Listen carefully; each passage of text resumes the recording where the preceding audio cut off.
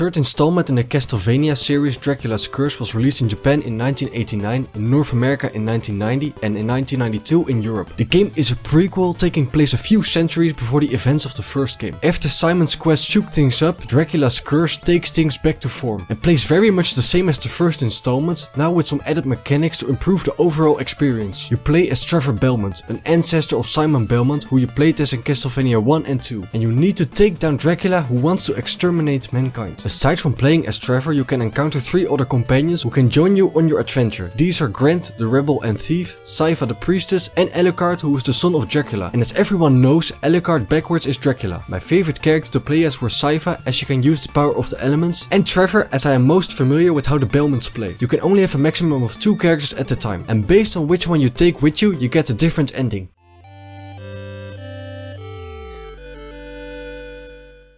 The areas are now much more varied compared to the second game, making it more fun to make your way through a level. All of them are filled with different enemies, with the Medusa heads being the most annoying enemy type.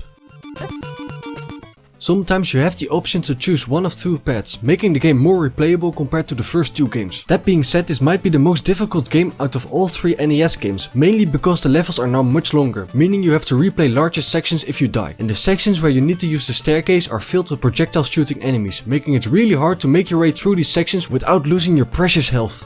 The third installment is the best in terms of graphics and soundtrack, with some killer tracks and intimidating enemy designs. Out of all 3 NES Castlevania games, this one is easily my favorite. The fact that you can now play as multiple characters and the introduction of deviating paths give this game a lot of replay value. If you are prepared to deal with the frustrating parts, I highly recommend you to check this game out, as it is easily one of the best games on the system.